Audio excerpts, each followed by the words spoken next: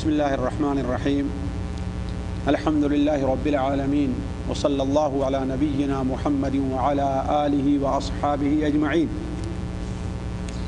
اعوذ باللہ من الشیطان الرجیم بسم اللہ الرحمن الرحیم ما لکم لا ترجون للہ وقارا وقد خلقکم اطوارا الم تروا کیف خلق اللہ سبع سماوات طباقا وجعل القمر فيهن نورا وجعل الشمس سراجا والله أنبتكم من الأرض نباتا ثم يعيدكم فيها ويخرجكم إخراجا سبحانك لا علم لنا إلا ما علمتنا إنك أنت العليم الحكيم رب اشرح لي صدري ويسر لي أمري واحلل عقدة من لساني يفقهوا قولي واحلل عقدة من لساني يفقهوا قولي.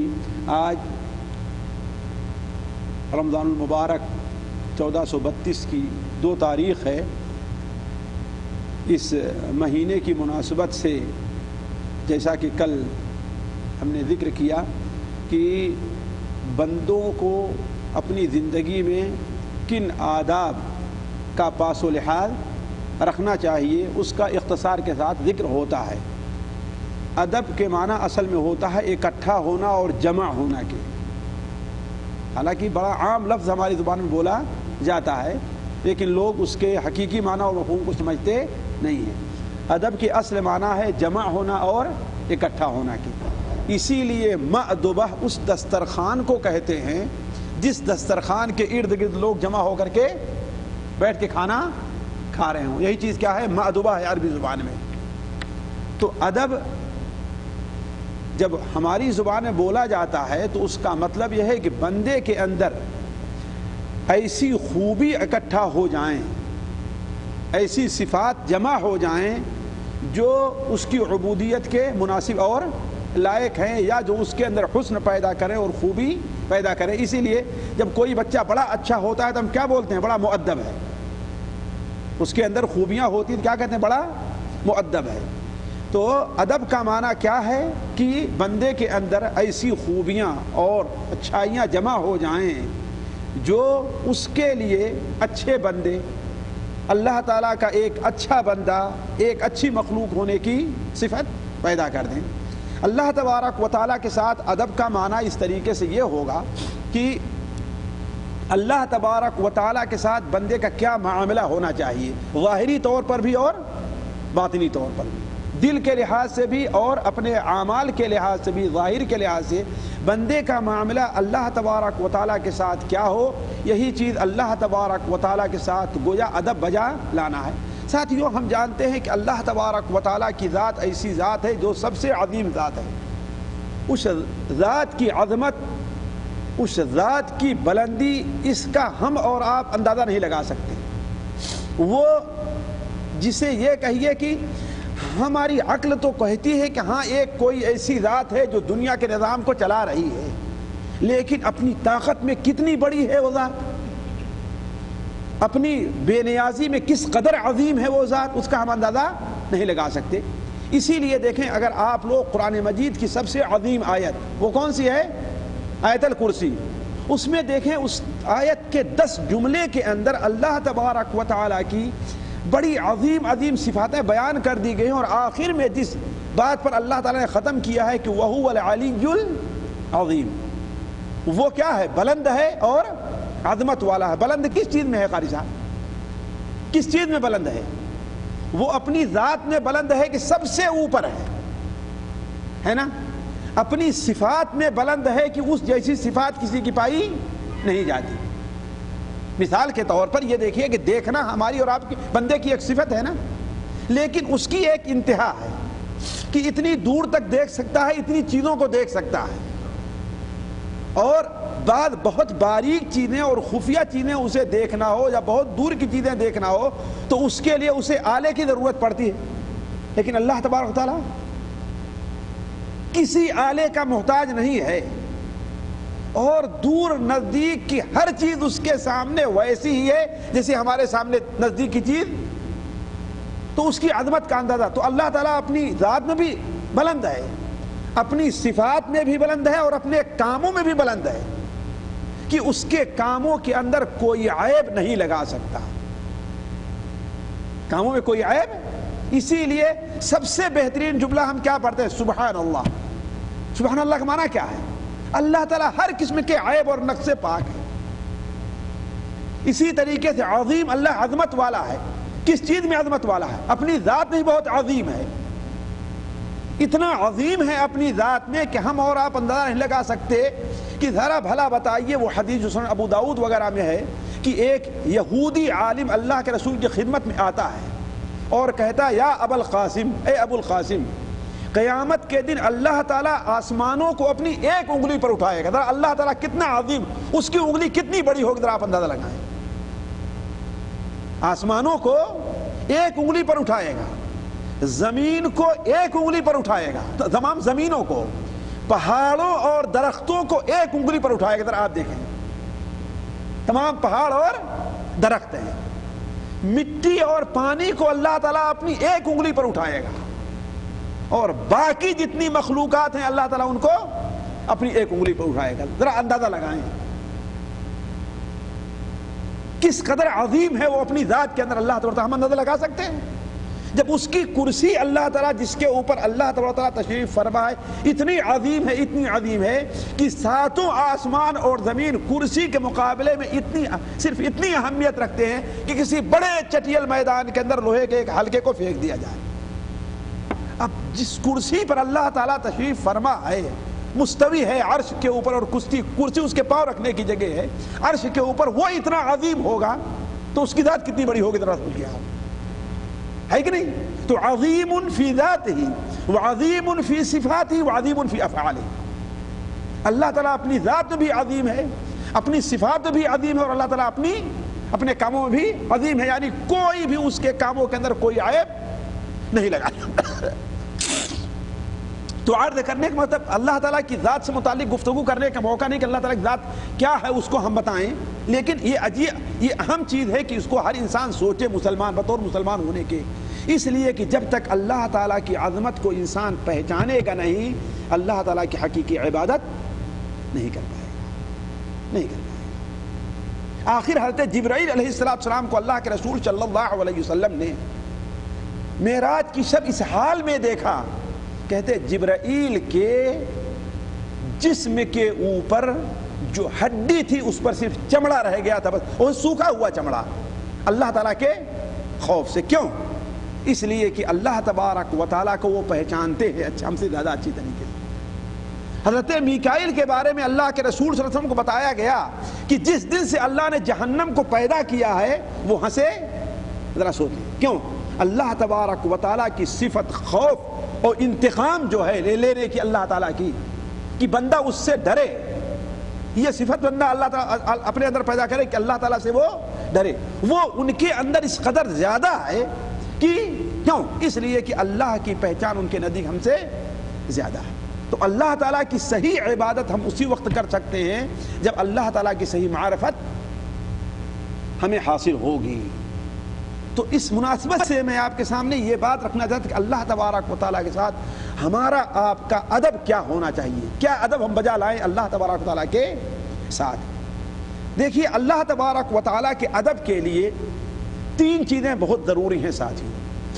پہلی چیز یہ ہے کہ بندہ اللہ تعالیٰ کے ساتھ کوئی ایسا معاملہ نہ کرے جس سے اللہ تبارک و تعالیٰ کی تنقیص ثابت ہو، کوئی ایسا معاملہ نہ کرے۔ یعنی مثال کے طور پر آپ ہیں، آپ اپنے والد کا مذاق اڑائیں تو گویا ایسا معاملہ والد کے ساتھ کر رہے ہیں کہ والد کی تنقیص اور ان کی بے عزتی ثابت ہو رہی نا۔ تو اس طرح بندہ اللہ تعالیٰ کے ساتھ کوئی ایسا معاملہ نہ کرے جس سے اللہ تعالیٰ کی تنقیص یا اس میں کسی قسم کا نقص یا عیب ثابت ہو۔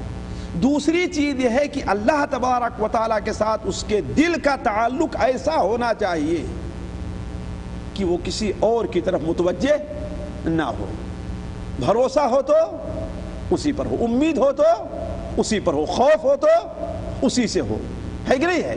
محبت ہو تو کسی طرح۔ آخر اللہ کے رسول صلی اللہ علیہ وسلم ذرا سوچیں، آپ سے زیادہ لوگوں کے حقوق ادا کرنے والا اور کوئی نہیں ہوگا. آپ نے فرمایا حضرت ابو بکر کے مال نے اور ان کی ذات نے جتنا مجھے نفع پہنچایا ہے کسی اور کے مال نے ہمیں نفع نہیں پہنچایا. اس کے باوجود آپ نے حضرت ابو بکر کو اپنا خلیل نہیں بنایا. حضرت ابو بکر کو اپنا خلیل کیوں کہا؟ کہ اس لیے کہ اللہ تبارک و تعالیٰ کی خلت اور محبت میرے دل میں اس قدر جگہ کر چکی ہے کہ اب کسی اور کی محبت اور خلت کے لیے اس دل میں جگہ نہیں رہی ہے کہ نہیں؟ تو ایسا تعلق دل کے اندر ہو اللہ تبارک و تعالیٰ سے کہ وہ کسی اور کی طرف متوجہ نہ محبت کے لحاظ سے، نہ توکل کے لحاظ سے، نہ امید کے لحاظ سے، نہ خوف کے لحاظ سے، نہ کسی اور لحاظ سے. اسی طریقے سے عملی طور پر بندہ کوئی ایسا ارادہ نہ کرے، کسی ایسے کام کا ارادہ نہ کرے جس پر اللہ تبارک و تعالیٰ ناراض ہو. یہ تین چیزیں پائی جائیں گی بندے کے اندر تو گویا بندہ اللہ تبارک و تعالیٰ کے ادب کا حق ادا کر دے گا. پہلی چیز کیا ہے قاری صاحب؟ کہ بندے سے کوئی ایسا عمل صادر نہ ہو، بندہ کوئی ایسا معاملہ اللہ تعالیٰ کے ساتھ نہ کرے کہ جس سے کوئی تنقیص کا پہلو، نقص کا پہلو. دوسری چیز بندے کا تعلق، دلی تعلق اللہ تعالیٰ سے ایسا ہو کہ کسی اور کی طرف اس کی توجہ نہ ہو پائے. اور تیسری چیز کیا ہے؟ کہ بندہ کسی ایسے کام کرنے کا ارادہ نہ کرے جس سے اللہ تبارک و تعالیٰ کی ناراضگی ہو. اس مختصر تمہید کے بعد ہم آتے ہیں اللہ تبارک و تعالیٰ کے ساتھ ہمیں کن ادب کو ملحوظ رکھنا چاہیے. پہلا ادب اللہ تبارک و تعالیٰ کا ساتھیوں یہ ہے کہ اطاعت اور فرما برداری. اس لیے کہ استاد یا باپ اپنے بیٹے کو یا اپنے شاگرد کو کسی کام کے کرنے کا حکم دے، اٹھو یہ کام کرو، ایک گلاس پانی لے کر کے آؤ، اور بیٹا نہ اٹھے یا شاگرد نہ اٹھے تو کیا مطلب ہے؟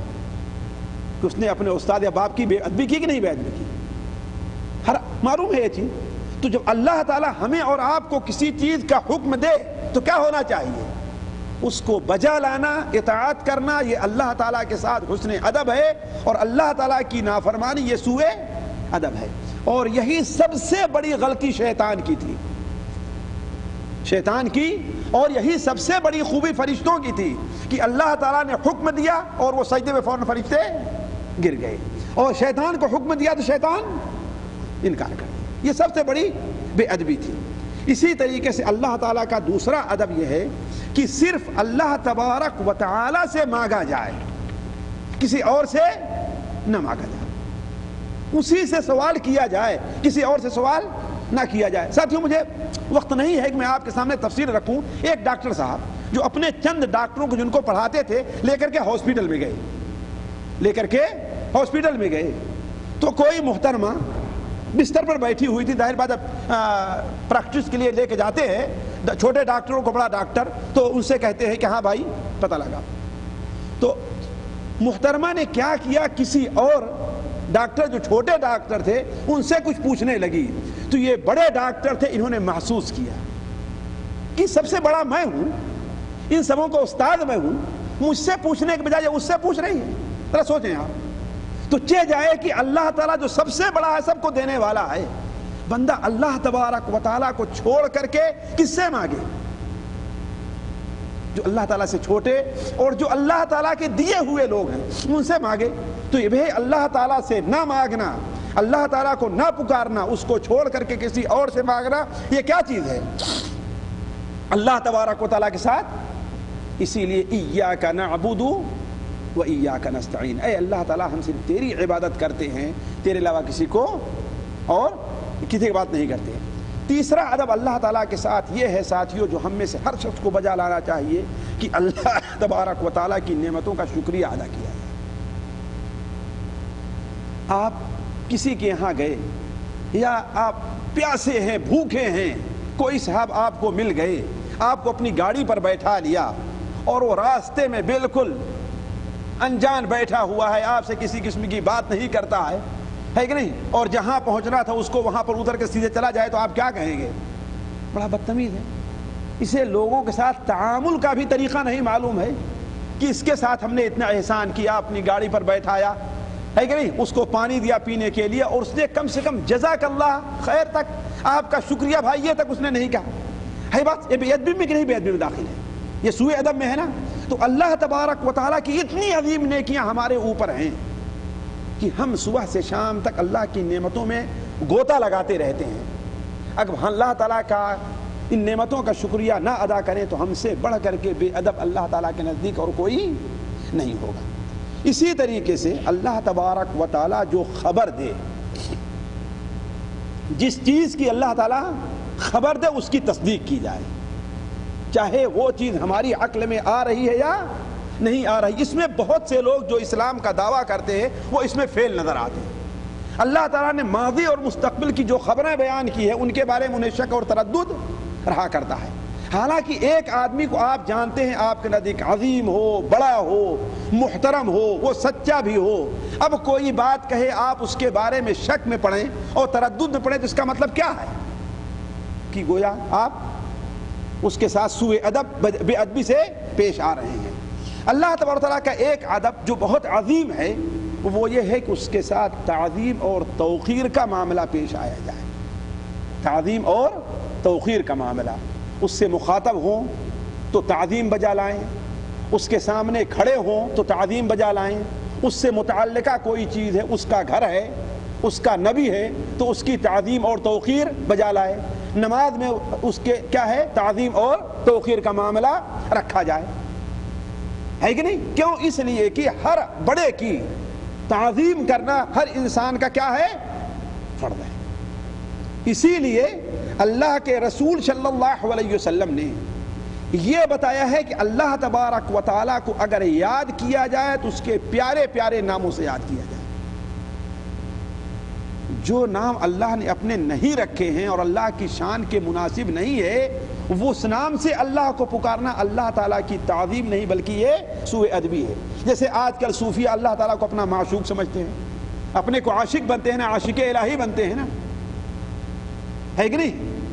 اگر آپ سے کوئی کہے کہ ہاں میں آپ کی بیوی پر عاشق ہوں، آپ کی ماں کا عاشق ہوں، تو آپ کیا کریں گے؟ اس کو تھپڑ ماریں گے نہیں ماریں گے؟ جی. لیکن اللہ تعالیٰ کا عاشق بننا لوگ بڑی آسانی سے قبول کر لیتے ہیں. اعوذ باللہ. یہ اللہ تعالیٰ کے ساتھ سوء ادبی اور بے ادبی ہے کوئی اللہ تعالیٰ کے ساتھ عشق کرے. یا جس طریقے سے بعض مجذوب لوگ رہتے ہیں، چوڑیاں پہنے ہوئے ہیں، رنگین کپڑے پہنے ہوئے، عورتوں کی شکل بنائے ہوئے، کیا ہیں؟ ارے بھائی یہ اللہ تعالیٰ کے عاشق ہو، اللہ تعالیٰ کی بیوی ہے. یہ نعوذ باللہ من ذلک. یہ اللہ تعالیٰ کے ساتھ کیا ہے؟ سوء ادبی ہے، بے ادبی ہے. اللہ تعالیٰ کو انہی ناموں اور انہی صفتوں سے یاد کیا جائے جس ناموں اور صفتوں کے اللہ تعالیٰ نے ہمیں اور آپ کو اجازت دی ہے. اسی طریقے سے اللہ تبارک و تعالیٰ سے بندہ جب سوال کرے تو عاجزی سے سوال کرے، ہے نا.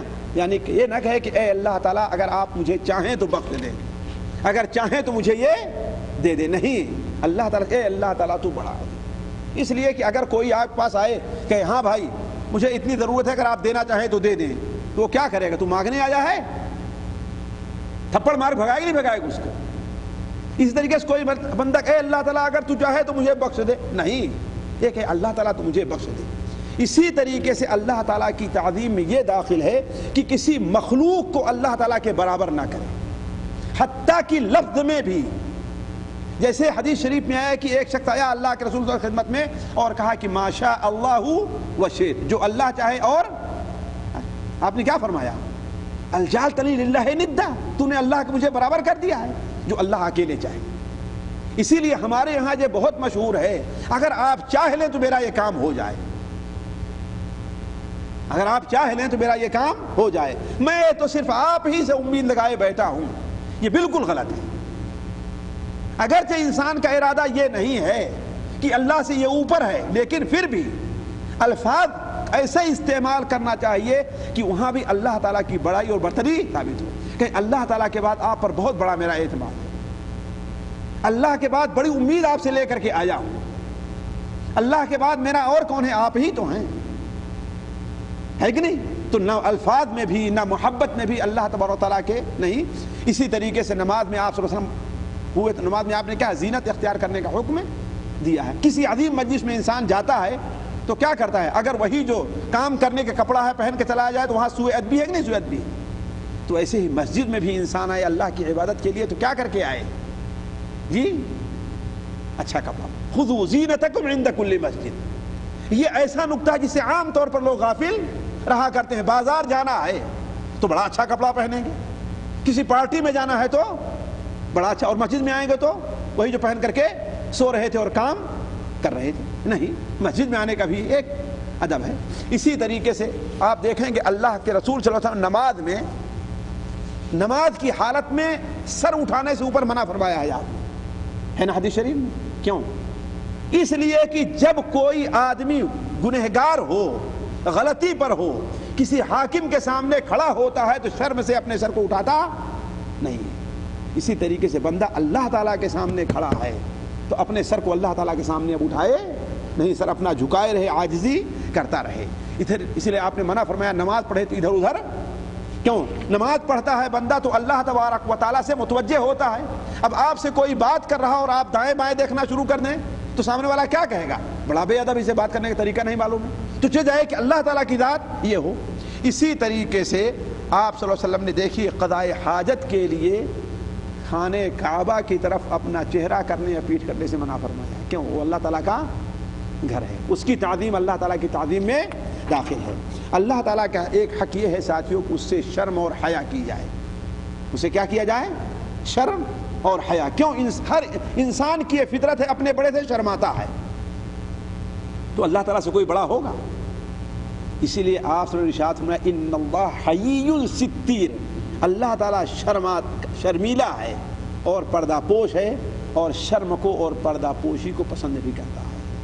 اسی لیے ایک صحابی اللہ کے رسول کی خدمت میں آتے اور کہتے ہیں اے اللہ کے رسول صلی اللہ علیہ وسلم, ہم اپنی شرمگاہ کو کیا ظاہر کریں اور کیا چھپائیں؟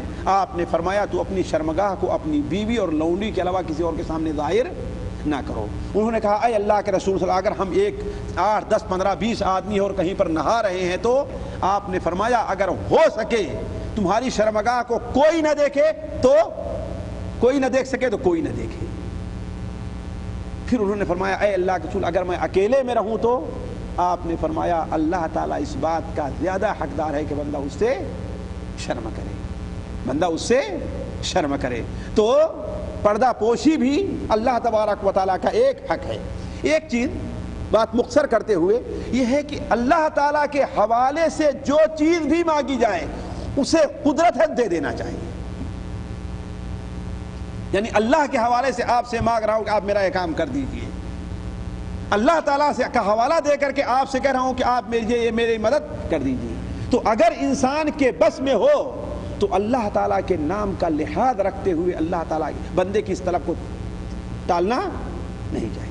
آپ صلی اللہ علیہ وسلم نے ایک عورت سے شادی کیا, الجونیہ ہے, آپ کے گھر جب لائی گئی تو اس نے سمجھا کہ بدو علاقے کی تھی, اس نے سمجھا کہ آپ صلی اللہ علیہ وسلم بھی عام بادشاہوں کے طریقے سے کوئی بادشاہ ہوں گے, آپ کا محل ہوگا, ہے کہ نہیں ہے, آپ کا گھر ایسا ہوگا, آپ کے پاس ایسا بستر ہوگا. لیکن جب گھر میں داخل ہوتی کیا دیکھتی؟ صرف ایک کمرہ ہے, ایک کمرہ ہے, اور بستر بھی ہے وہ بھی ٹوٹا پھٹا ہے, برتن ہیں وہ بھی ٹوٹے پھٹے ہیں. تو اسے اچھا نہیں لگا, وہ کہتی اعوذ باللہ من. کیا کہا؟ اعوذ باللہ من. آپ نے فرمایا تم نے بہت بڑی ذات کی پناہ لی ہے, جاؤ چلے جاؤ. آپ نے اسے واپس اسی وقت جو ہے آپ نے دے دلا کر کے واپس کر دیا. اسی لیے آپ نے فرمایا من استعاذ باللہ فاعیذوا ومن سأل باللہ فاعطوا. جو اللہ تبارک تعالیٰ کے ذریعے اللہ کی پناہ میں تم سے آنا چاہے اسے پناہ دے دو, ہے کہ نہیں, اور جو اللہ تعالیٰ کا واسطہ دے کر کے تم سے مانگے اسے تم دو, اسے واپس نہ کرو. اسی طریقے سے اگر کوئی آدمی اس چیز کو اور ذہن میں رکھیں کہ اللہ تبارک و تعالیٰ کی قسم کھا کر کے اگر کوئی بات آپ سے بتائے تو آپ کو اس کی تصدیق کرنی لازم ہے, الا ہے کہ بعد میں کسی اور طریقے سے اس کی غلطی ثابت ہو جائے. لیکن اولاً اس کی تصدیق لازم ہے. کیوں؟ اللہ تبارک و تعالیٰ کے نام کے احترام میں. ذرا سوچیں, حضرت آدم علیہ السلام نے جنت سے وہ پھل کیوں کھایا تھا؟ جی اس لیے کہ ابلیس نے قسم کھا کر کے اللہ کی کہا تھا کہ میں تمہارا خیر خواہ ہوں. اللہ تبارک تعالیٰ کے نام کی عظمت کی وجہ سے ان سے یہ بھول اور غلطی ہو گئی تھی. صحیح بخاری شریف میں ہے، کہتے عیسیٰ علیہ السلام نے ایک شخص دیکھا کہ چوری کر رہا ہے، ایک شخص کو دیکھا کہ چوری کر رہا ہے. اس کو بلایا، کہا تم نے چوری کیا ہے؟ کہا لا واللہ الذی لا الہ الا ہو، نہیں اس ذات کی قسم جس کے علاوہ کوئی عبادت کے لائق نہیں، ہم نے چوری نہیں کی ہے. حضرت عیسیٰ علیہ السلام نے کیا کہا؟ تو جھوٹ بول رہا ہے. کیا کہا؟ کہا کہ تو سچ کہہ رہا ہے، اللہ تبارک و تعالی کا نام عظیم ہے، بڑا ہے، اللہ پر میں ایمان لے آیا اور میری آنکھوں نے غلط چیز دیکھی ہے. وَكَذَّبْتُ بَصَرِي عَيْنِي، ہم نے اپنی آنکھوں کو جھٹلا دیا ہے. علماء کہتے ہیں کہ اس کی سب سے بڑی وجہ یہی تھی کہ حضرت عیسیٰ علیہ السلام نے کہا کہ اللہ تعالیٰ کا نام نے لیا ہے، اب ہم اس کی بات کو نہ مانیں، ہم تھوڑی دیر کے لیے کہہ رہے تھے ہماری آنکھوں نے جھوٹ بولا. اسی لیے آپ نے فرمایا کہ من حلف له باللہ فلیرضى، جس کے لیے اللہ کی قسم کھائی جائے اسے چاہیے کہ وہ راضی ہو، اور جو شخص اللہ کی قسم کھانے پر راضی نہ ہو اللہ سے اس کا کوئی تعلق نہیں ہے. اور آخری بات ساتھیوں وہ یہ ہے کہ اللہ تبارک و تعالیٰ کے نام، اللہ تعالیٰ کی کتاب اگر کسی کاغذ پر ہیں، کسی زمین پر ہیں، تو وہ بھی اللہ تب اس کی تعظیم بھی اللہ تعالیٰ کے احترام میں داخل ہے. ہمارے یہاں یہ لوگ بڑی کوتاہی کرتے ہیں کہ دسترخوان کیا بناتے ہیں؟ کس چیز کا بناتے ہیں؟ جی اخبار، اس میں اللہ کا نام بھی رہتا ہے، عبد الرحمن الرحمن بھی رہتا ہے، عبداللہ بھی رہتا ہے. قرآن مجید کی آیتیں بھی عام طور پر رہا کرتی ہیں، خاص طور پر کسی کو مبارکبادی پیش کرنا یا تعزیت پیش کرنا ہے تو. یہ دوسری طرف ہمارے ہندوستانی، پاکستانی، سعودیوں پر بڑا عیب لگائیں گے کہ یہ مسجد کا احترام نہیں کرتے، یہ قرآن کا احترام نہیں کرتے، اور ان سے بڑی غلطی تم کر رہے ہو. اسی پر کھانا کھا رہے ہو جس میں اللہ تعالیٰ کا نام لکھا ہوا ہے. تو یہ قطعاً جائز، یہ بھی اللہ تعالیٰ کی تعظیم کے اندر داخل ہے کہ اللہ تبارک تعالیٰ کا نام جس چیز پر ہو اس چیز کی تعظیم کی جائے، اسے احترام سے رکھا جائے. اسے کوڑے کے اندر، کھانا کھا کے لوگ کیا کرتے ہیں؟ اسے کہاں پھینکتے ہیں؟ اسی کوڑے میں ڈالتے ہیں، اس میں پیخانہ اور پیشاب ہے کہ نہیں ہے؟ تو یہ بہت بڑی بے ادبی ہے اللہ تبارک تعالیٰ کے نام کی. تو کہنے کا مطلب ہے کہ اللہ تعالیٰ کا ایک بہت بڑا ادب یہ ہے کہ اللہ تبارک تعالیٰ کا احترام کیا جائے، تعظیم کی جائے.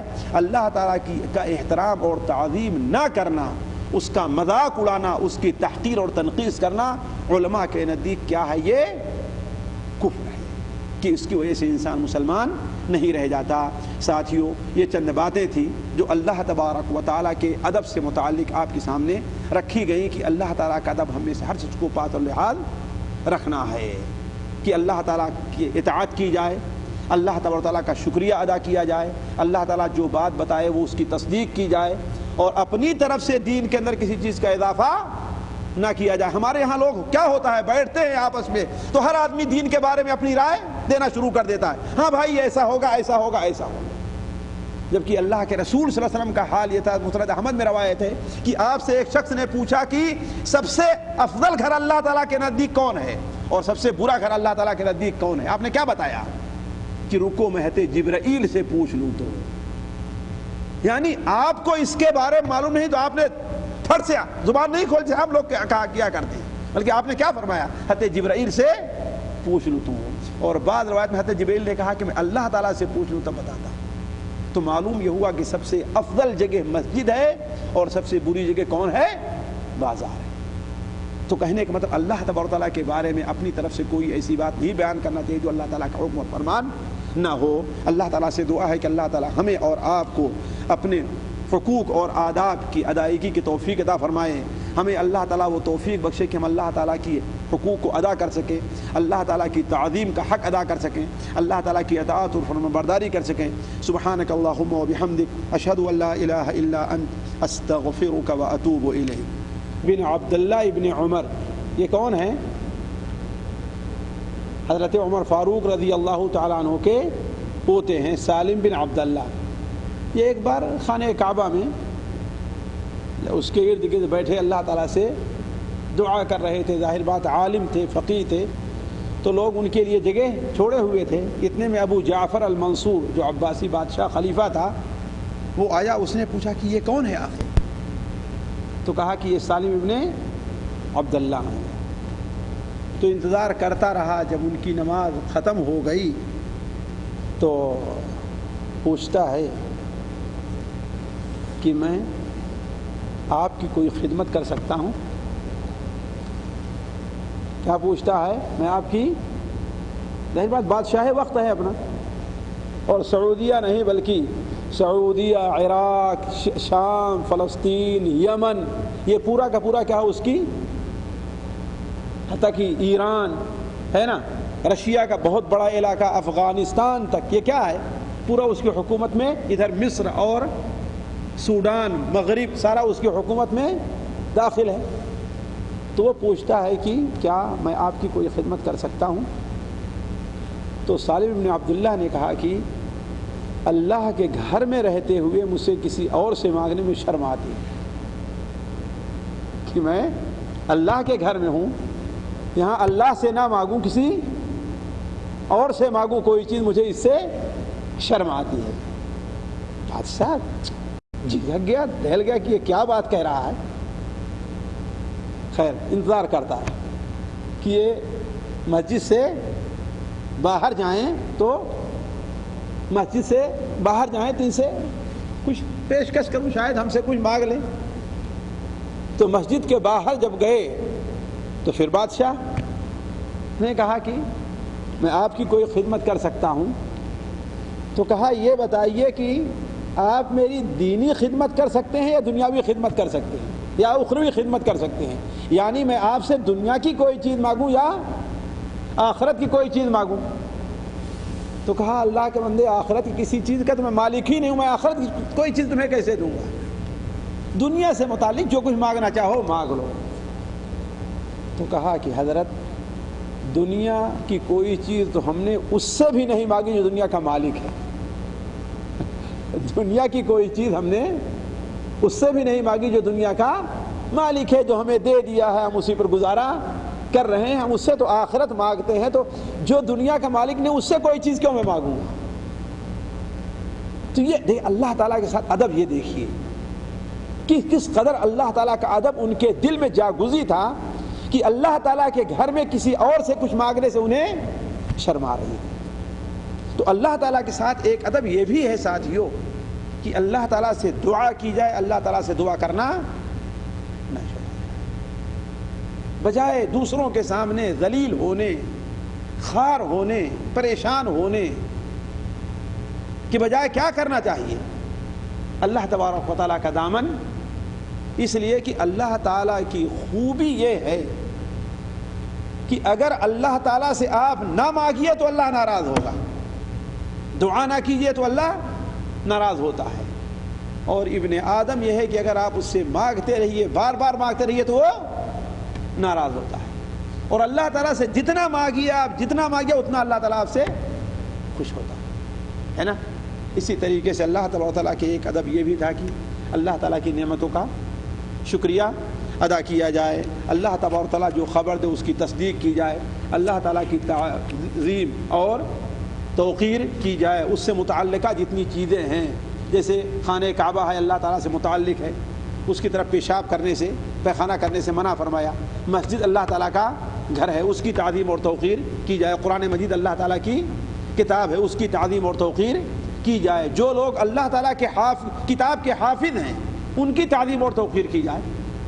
اللہ کے رسول صلی اللہ علیہ وسلم فرمان ہے کہ 3 کام ایسے ہیں جو اللہ تعالیٰ کی تعظیم میں داخل ہیں. 3 لوگوں کی تعظیم کس کی تعظیم میں داخل ہے؟ اللہ تعالیٰ کی.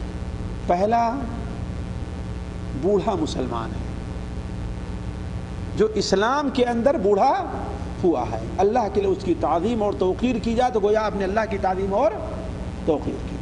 اسی طریقے سے حاکم ہے, بادشاہ ہے اور عادل انصاف ور ہے, لوگوں کا حق دیتا ہے, اس سے محبت کی جائے تو یہ بھی تعظیم کی جائے تو یہ بھی اللہ تعالیٰ کی. اور تیسری چیز حافظ قرآن ہے, قرآن کے مطابق اس کا عمل ہے, قرآن کے مطابق اس کا عمل ہے تو اس کی تعظیم اور توقیر بھی اللہ تعالیٰ کی تعظیم اور توقیر میں داخل ہے۔ اسی طریقے سے اللہ تبارک و تعالیٰ کے ایک ادب یہ بھی بیان کیا گیا تھا کہ اللہ تعالیٰ سے شرم کی جائے، اللہ تعالیٰ سے شرم کی جائے۔ اسی لیے آپ صلی اللہ علیہ وسلم کے پاس ایک شخص آتا ہے اور کہتا ہے اے اللہ کے رسول صلی اللہ علیہ وسلم مجھے کوئی نصیحت کر دیجئے، آپ مجھے کیا نصیحت کر رہے ہیں؟ تو آپ صلی اللہ علیہ وسلم نے فرمایا کہ تم اللہ تبارک و تعالیٰ سے ایسے ہی شرم کرو جیسا کہ اپنے خاندان اور اپنی قوم کے کسی بڑے آدمی سے شرماتے ہو، ہے نا؟ اسی لیے کہ آدمی کوئی گناہ کا کام کرتا رہے، بیٹا سگریٹ پیتا رہے لیکن باپ کے سامنے نہیں پیے گا، ہے کہ نہیں؟ ایک آدمی فلم دیکھتا رہے لیکن ایک مولوی صاحب اور حافظ صاحب پہنچ گئے تو بند کر دے گا۔ تو اللہ تو اس بات کا زیادہ حقدار ہے کہ آپ اس سے شرم کریں کہ اللہ تعالیٰ ہمیں اس وقت دیکھ رہا ہے۔ اسی لیے بہت سے صحابہ کے بارے میں آتا، حضرت عبداللہ ابن عباس ہیں، حضرت عثمان ابن عفان ہیں، حضرت ابو موسیٰ اشعری ہیں، کہ یہ لوگ جب بیت الخلاء میں بیٹھتے تھے تو شرم کی وجہ سے اپنے سر کو اوپر نہیں اٹھاتے تھے،